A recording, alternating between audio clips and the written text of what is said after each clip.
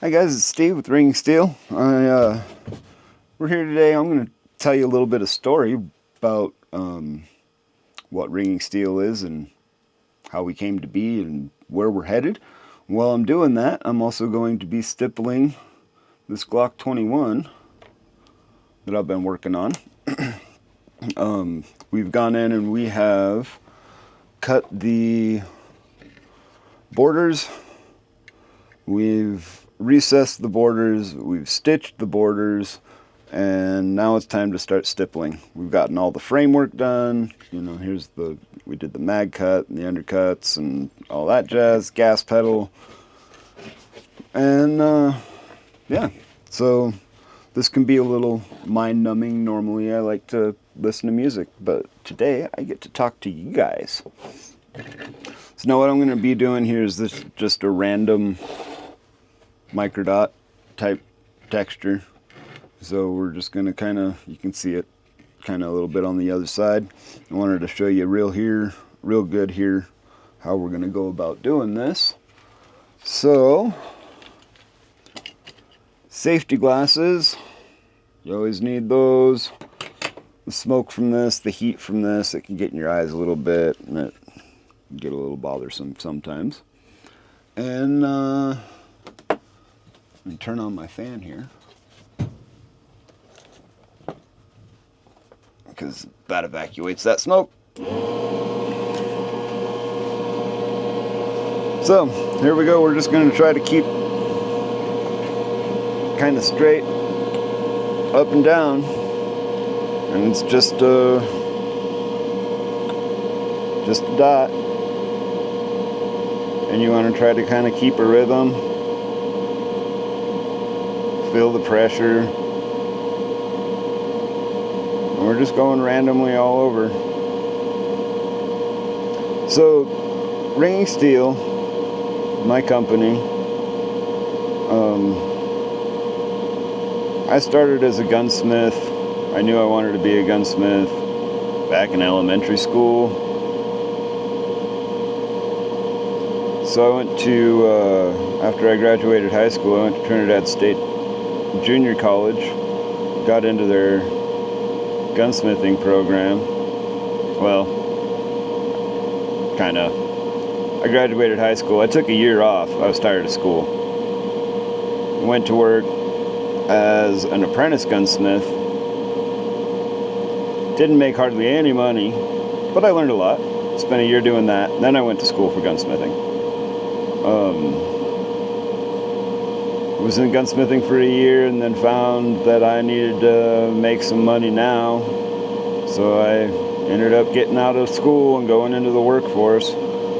I used the skills that I learned in school and got myself a job machining, operating machines, and moved on from there to welding. Got into ceramics, carbon fiber, built airplanes. I really just kind of gathered as many skills as I could. And did a lot of work in the manufacturing industry.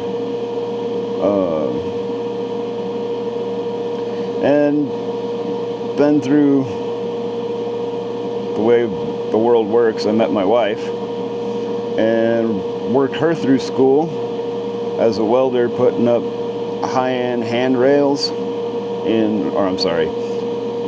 high-end handrails in high-end retirement homes all over the country.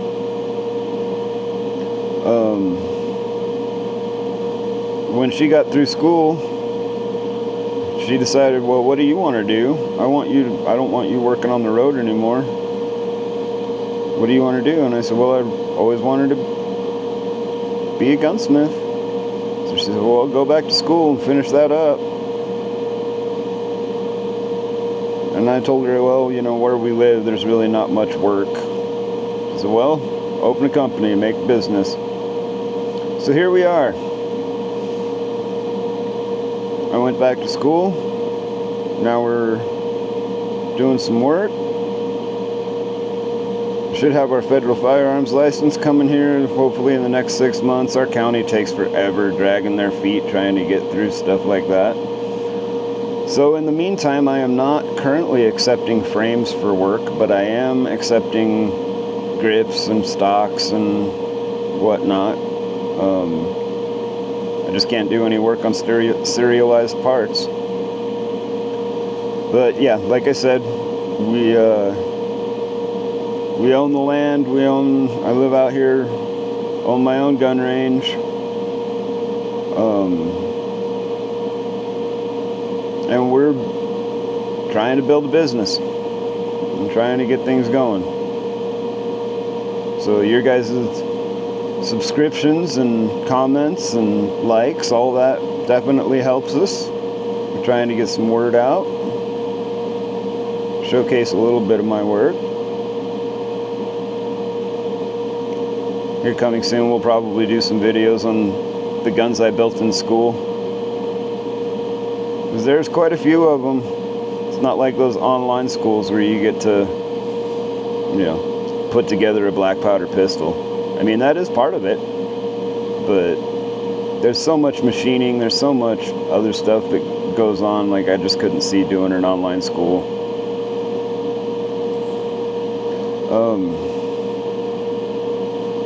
So yeah, we're gonna just be continuing on. We've got our range set up. We're getting into hosting NRL 22 matches. That's coming down the pipe here real soon. We had one out here. We need to make some adjustments before we continue to carry on with that. But it's coming. Gunsmithing services, obviously. We got to build a shop. We basically started out here with just raw land, so it's a process, y'all. Stay tuned, and we'll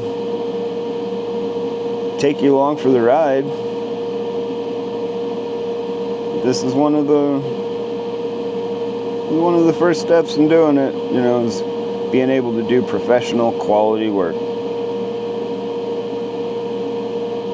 So this pretty much is about all it takes for stippling this stuff. Like I said, it's just kind of mind-numbing. You're going to try to keep your tip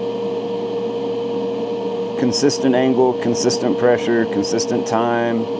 We go over all of this stuff in my stippling practice videos. I got a whole playlist.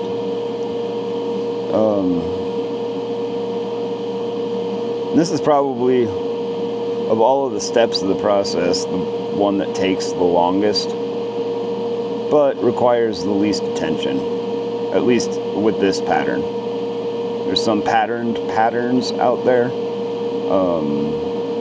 I say that sounds funny, doesn't it? Patterns.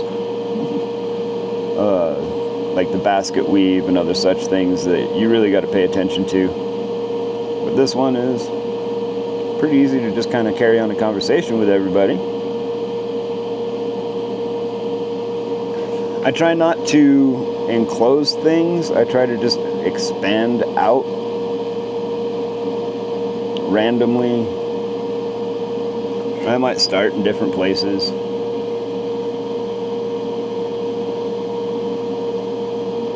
You can get different effects by doing different things,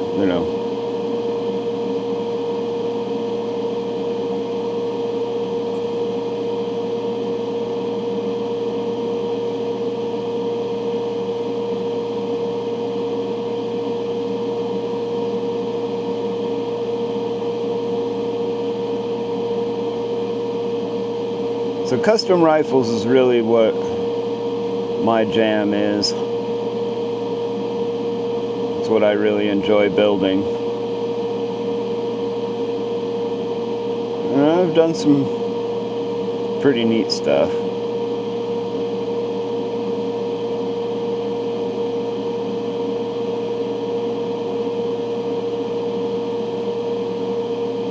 I'm gonna go down probably and shoot a competition this weekend.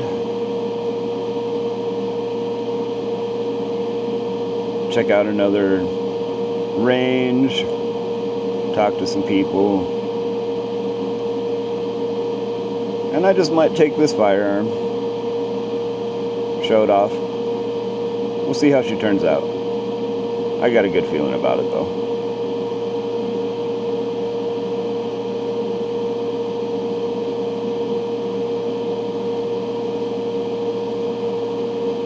So as you can see, you know, you just gotta take your time.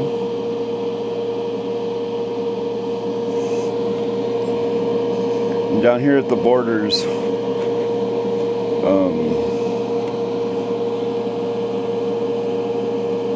you really got to pay attention. You want to stipple right up to that windrow that we created when we stitched our borders, but you don't want to burn it. And you definitely don't want to burn through it and hit your nice straight line border. So,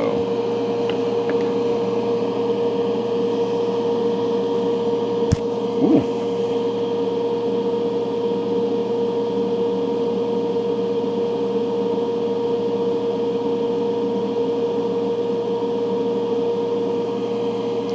When you get down to those fine places, that's one of those times you may need to wipe your tip off.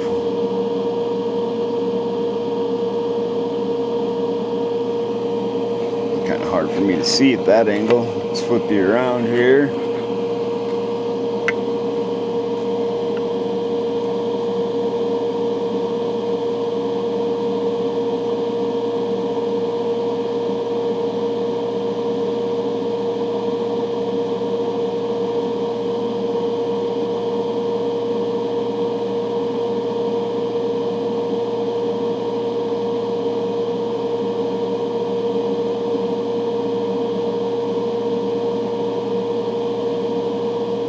So if you guys are into it this far, so, you know, now you're still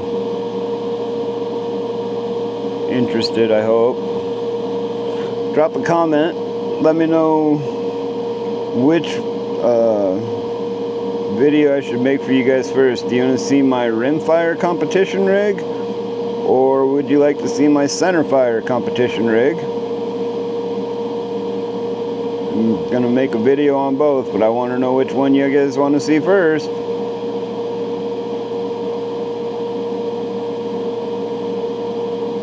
I think this summer I'm gonna spend a little time building the 2011.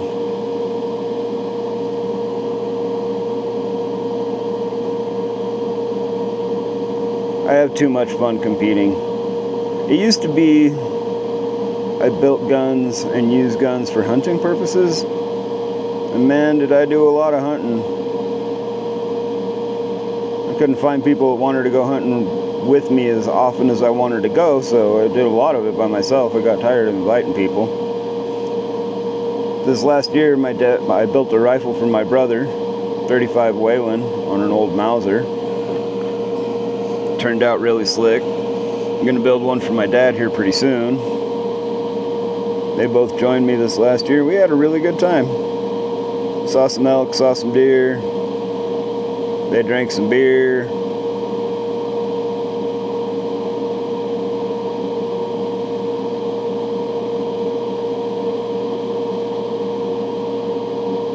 But now, I can't devote as much time to being in the field as I used to.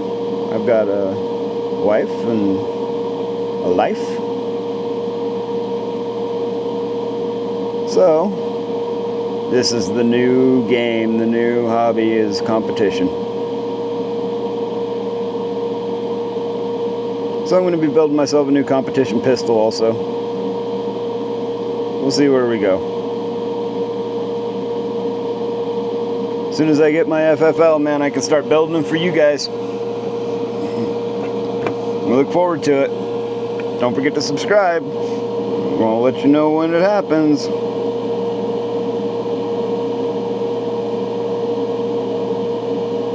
Not that I'm in the business of selling firearms.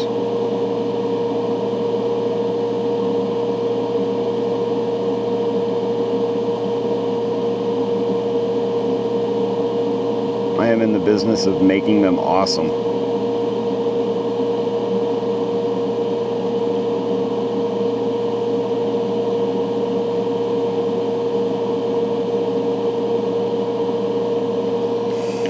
So that pretty much get the gist of that. The last and final step, once you get that done, is you're going to want to take a, let's see here, zoom out a little bit. I'm going to take a torch, it's a little butane torch, and get her going. You're just going to lightly, real quickly, just go over those and knock those little hairs down. Give it a little rub. Don't spend hardly any time on it. It doesn't take hardly any time. You can melt stuff real quick. You saw how quick I did it. I can do it again here. Just done. Little rub. Okay. So now I guess in the next video we're going to show you a completed pistol. We'll get her all stippled out and put back together, and I will do a little highlight video to show you what this Glock 21 looks like when she's all done. So thanks for tuning in. Don't forget to like and subscribe, and we'll take you guys along for the ride with the whole getting your federal firearms license and building a business and making stuff happen. So have fun, stay safe, and we'll see you later. Bye.